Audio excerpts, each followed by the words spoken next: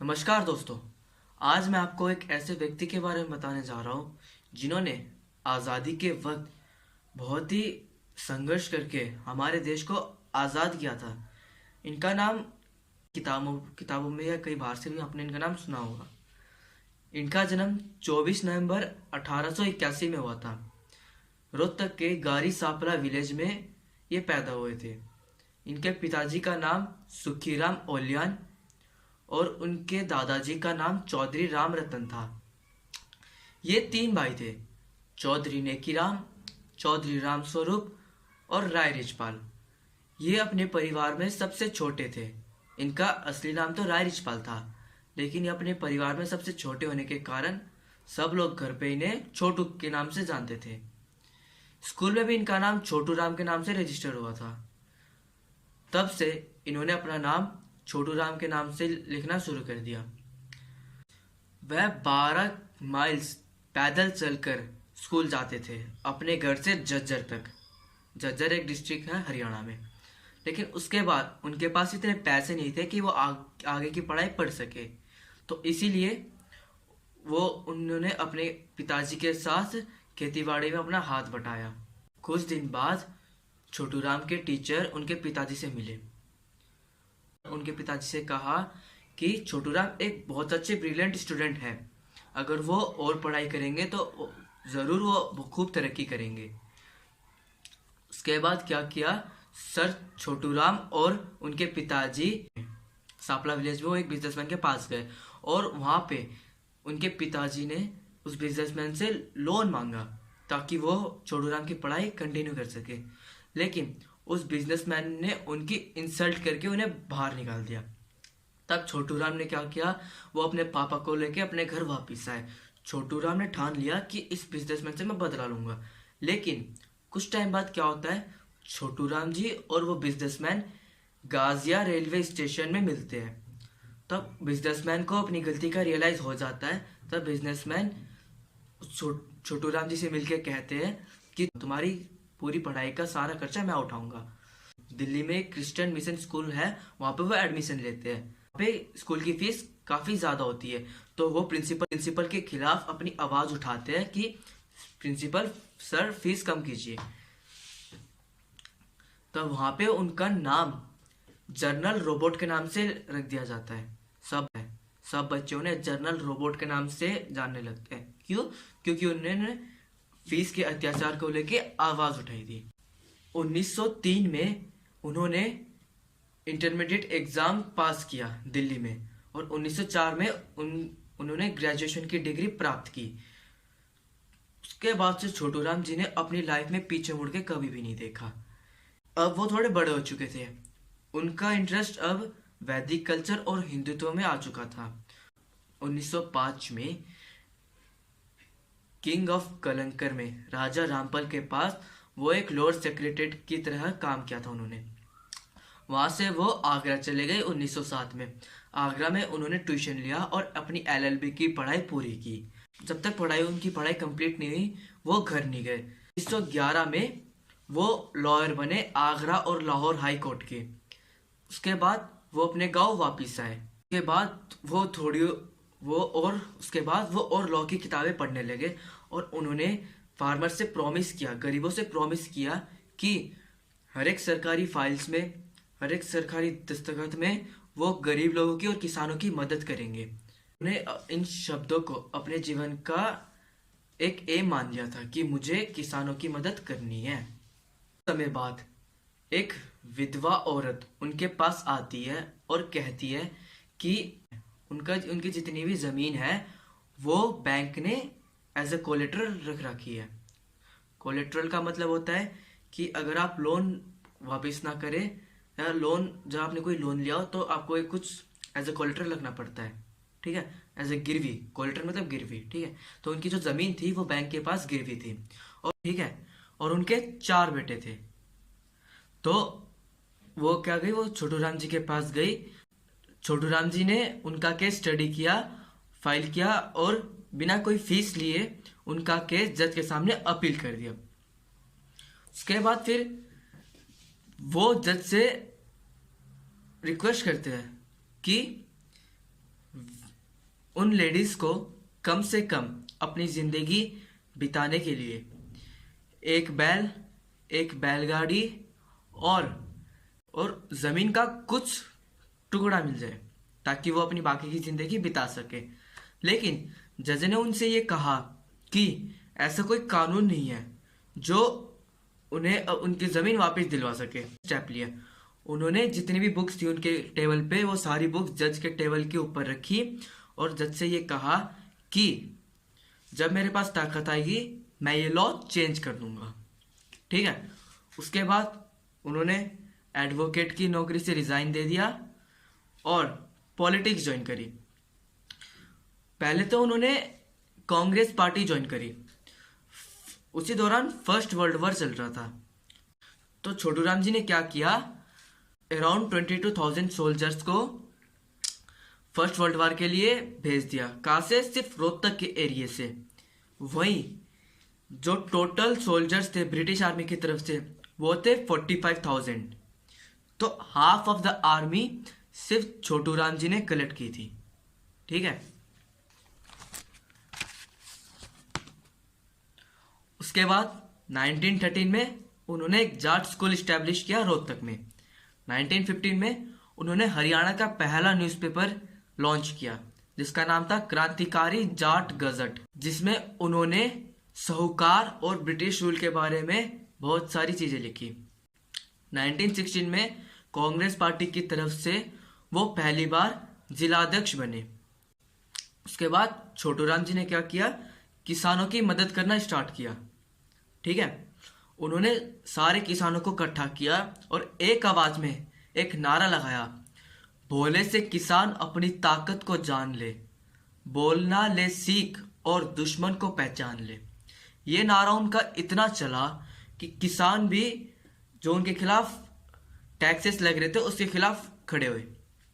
उसके बाद इस डायलॉग के कारण जो उनका जाट गैजेट न्यूज़पेपर था उसमें जो रोहतक के डीसी थे, डिप्टी कमिश्नर जो रोहतक के उस टाइम थे, उन्होंने ब्रिटिशर्स को एक लेटर भेजा कि छोटू राम को इस कंट्री से निकालना चाहिए, छोटू राम को देश से भगा देना चाहिए। लेकिन जब ब्रिटिशर्स ने छोटू राम जी के बारे में सर्च किया तो उन्हें ये मिला कि छोटू राम एक बहुत बड़े क्रांतिकारी हैं। अगर हम उन्हें देश से बाहर निकालेंगे तो खून की नदियां बह जाएगी। ठीक है, सो उन्होंने ये लेटर कैंसिल कर दिया। उसके बाद छोटू राम ने अपनी जिंदगी में मुड़ के कभी नहीं देखा। उन्होंने कई सारी रैलियां स्टार्ट करी, पद यात्रा स्टार्ट करी और फार्मर्स को मोटिवेट करना स्टार्ट कर दिया। 1920 में कोई अंदरूनी कॉन्फ्लिक्ट की वजह से, सब इंटरनल कॉन्फ्लिक्ट की वजह से छोटू राम जी और कांग्रेस पार्टी में लड़ाई होगी मतलब बातचीत उनकी मिल नहीं रही थी। तो छोटू राम जी ने कांग्रेस पार्टी से रिजाइन दे दिया। उसके बाद छोटू राम जी सर सिकंदर हयत खान से मिले और दोनों ने मिलकर यूनियनिस्ट पार्टी फॉर्म की। ये पार्टी पुअर लेबरर्स और फार्मर्स के सपोर्ट में थी। 1936 में चौधरी छोटू राम विधान परिषद के हेड बने और 1937 में उन्होंने इलेक्शंस ऑर्गेनाइज करे जिसमें से 173 सीट्स में से 99 सीट्स उनकी पार्टी को मिले। मतलब समझ रहे हो, उन्होंने इलेक्शंस ऑर्गेनाइज भी करे, वहीं में से टोटल 173 सीट्स में से 99 सीट्स उनकी पार्टी को मिले। उसके बाद छोटू राम जी पहली बार मिनिस्टर बने राज्यसभा के। उसके बाद उनका वो टाइम आ गया। छोटू राम जी ने एक बात याद की कि बचपन में उन्होंने अब खुद से एक प्रॉमिस किया था। तो सबसे पहले उन्होंने क्या किया, 2 सितंबर 1938 को उन्होंने साहूकारा पंजीकरण एक्ट पास किया। 9 सितंबर 1938 को उन्होंने गिरवी जमीन मुफ्त वापिस एक्ट पास किया। पूरा एक्ट का नाम है, आप याद रख लीजिए, मैं इन्हें डिस्क्रिप्शन में भी लिख दूंगा। ठीक है, 5 मई 1939 को उन्होंने ऋषि उत्पद मंडी अधियान एक्ट पास किया। 11 जून 1940 को उन्होंने व्यापसस श्रमिक अधिनियम एक्ट पास किया। उन्होंने किसानों के लोन माफ कर दिए, पंजाब ग्राम पंचायत एक्ट पास किया, संपत्ति संधारण एक्ट पास किया, और ऐसे ऐसे ही उन्होंने कई लॉ बनाए और उन्हें पास किया। उन्होंने सारे काम कर दिए जो किसान को गरीब लोगों को चाहिए थे। ठीक है। उसके बाद इसी तरह से छोटू राम जी देश में फेमस होने लगे। फिर एक दिन क्या हुआ, जो हमारे दिल्ली के वॉइसरॉय थे उस टाइम के, लॉर्ड लेवल, उन्होंने एक जितने भी स्टेट थे उन सबके सीएम की मीटिंग बुलाई, जो हमारे वेट्स के रेट थे उसको डिस्कस करने के लिए। छोटू राम जी के ऊपर प्रीमियम ऑफ पंजाब का ऑर्डर आया था कि उस मीटिंग में छोटू राम जी भी जाएंगे। As a premium of Punjab की तरफ से छोटू राम जी उस मीटिंग में जाएंगे, जहाँ पे जो वेट का रेट था, जो हमारी वेट्स होती है उसका रेट, में ब्रिटिशर्स ने जो रेट था वो 4 रुपये पर 40 केजी के हिसाब से करा था। समझो, मतलब 40 केजी खरीदो और 4 रुपये दो। लेकिन छोटू राम जी तो अब हमारे क्रांतिकारी है ही, उन्होंने ये फैसला मंजूर नहीं हुआ, उन्होंने साइन नहीं किया। तो उन्होंने जो रेट निकाला, ब्रिटिशर्स को उनका रेट मानना पड़ा। उनका रेट क्या था? 10 रुपये पर केजी। समझ रहे हो? किसान जो ब्रिटिशर्स थे वो क्या कह रहे थे कि तुम हमें 40 केजी दो, हम तुम्हें 4 रुपये देंगे। ठीक है। लेकिन छोटू राम जी ने क्या किया? छोटू राम जी ने कहा कि तुम हमें 10 रुपये दो, हम तुम्हें 40 केजी देंगे। मतलब ठीक है, 6 रुपये का उन्हें मिल गया। ठीक है। इसी स्टेप की वजह से जो हमारे लेबरर्स थे और फार्मर्स थे, वो लोग छोटू राम जी को एक भगवान का अवतार, भगवान का रूप मानने लगे। छोटू राम जी को भगवान का दर्जा दे दिया गया किसानों की वजह से। आफ्टर सम टाइम ब्रिटिशर्स ने क्या किया, इंडिया को 2 अलग अलग पार्ट में डिवाइड करने का सोचा, पाकिस्तान और इंडिया। ठीक है। तो मोहम्मद अली जिन्ना जो थे उस टाइम के, वो मुस्लिम के हेड थे एक तरह से। वो छोटू राम जी के पास गए और उन्हें कन्विंस करने लगे कि आप हमारी हेल्प करो ताकि हम इंडिया को और पाकिस्तान को अलग कर सके। लेकिन उस टाइम जिन्ना छोटू राम जी को लाहौर लीली कोठी में मिलने आए थे। लाहौर में एक लीली कोठी है, वहां पे जिन्ना छोटू राम को मिलने आए थे। ठीक है। वहां पे जिन्ना उन्हें कन्विंस करने लगे कि आप हमें सपोर्ट करो, हम आपको पोजीशन देंगे, हम आपको कुर्सी देंगे। ठीक है। जिस दौरान छोटू राम जिन्ना पे गुस्सा हो गए। उसके बाद छोटू राम जी ने एक लेटर भेजा गांधी जी को, सरदार पटेल को और पंडित जवाहरलाल नेहरू को कि मोहम्मद अली जिन्ना मेरे पास आया है और मेरे पास एक प्रस्ताव लेके आया है कि आप हमारी मदद करो, हम ऐसा करेंगे। ठीक है। उसके बाद इस लेटर के रेस्पॉन्स में, ठीक है, एक सिक्योरिटी मीटिंग बुलाई गई दिल्ली में और छोटू राम जी भी आए थे। ठीक है। इस मीटिंग में सुभाष चंद्र बोस, सरदार वल्लभ भाई पटेल, महात्मा गांधी, पंडित जवाहरलाल नेहरू, डॉक्टर राजेंद्र प्रसाद, मोहम्मद अब्दुल कलाम आजाद और सरोजनी नायडू प्रेजेंट थे। ठीक है। ये जो मेन लीडर्स थे ये उस मीटिंग में आए। छोटू राम जी ने कई सारे लेटर्स लिखे करप्शन के अगेंस्ट में। ठीक है। जो जमींदार थे उनके अगेंस्ट में गवर्नमेंट को कई सारे लेटर लिखे, लेकिन उनके ये जो भी लेटर थे उन्हें मना कर दिया गया गवर्नमेंट ने कि हम आपके लेटर स्वीकार नहीं करें, क्योंकि ब्रिटिश रूल था, ब्रिटिशर्स का पता ही आप लोगों को। ठीक है। उसके बाद कोर्ट में छोटू राम जी ने इन सब के खिलाफ केस फाइल किया और जीत भी गए। ठीक है। छोटू राम जी तो एडवोकेट थे ही, उन्होंने छोड़ा था लेकिन दोबारा ज्वाइन कर लिया था उन्होंने इसी बीच। ठीक है। तो उन्होंने ये केस जीत भी गए। उसके बाद एक बहुत ही शानदार एक मतलब नामचीन एक केस था, पीकॉक सेव केस। उस टाइम क्या था, जो हमारे पीकॉक होते थे उनकी हंटिंग करते थे, उनकी हंटिंग बहुत होती थी। तो छोटू राम जी पीकॉक को बचाने के लिए एक केस उन्होंने फाइल किया था, पीकॉक सेव केस, उन्हें जीत भी गए। ठीक। 8 जनवरी 1945 में उन्होंने एक आखिरी साइन किया भाखड़ा डैम, भाखड़ा नांगल डैम आपने सुना होगा, वो छोटू राम जी के उस टाइम बना हुआ था और उन्होंने आखिरी साइन किया। ठीक है। 9 जनवरी 1945, 9 जनवरी 1945 उनकी तबीयत थोड़ी खराब हो गई। ठीक है। लाहौर की नीली कोठी में वो बहुत तेजी से खांसे और वहाँ पे उन्होंने अपने अंतिम सांस लिए। ठीक है। इसी दौरान जो ये बात थी कि छोटूराम जी अब हमारे बीच में नहीं रहे, ये बात एक हवा की तरह हर जगह फैल गई।